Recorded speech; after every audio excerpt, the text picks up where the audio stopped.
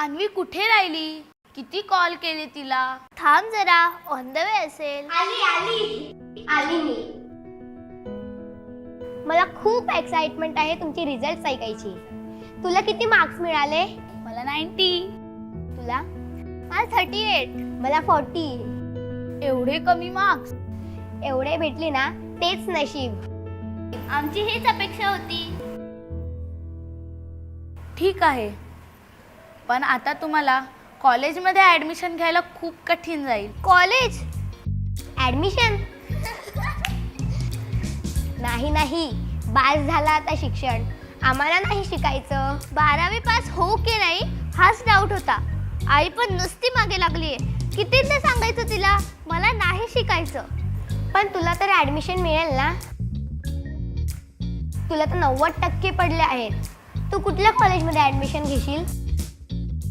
पल्लवी, सांग ना ग पल्लवी. पल्लवी पल्लवी पल्लवी. हा, नाही मी पण नाही ॲडमिशन घेणार कॉलेजमध्ये.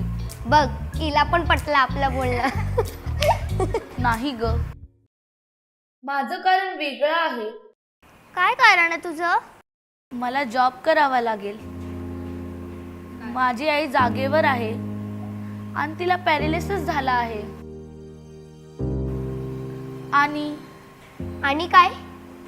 मला बाबा पण नाही आहेत. मी लहान असतानाच माझे बाबा देवाघरी गेले.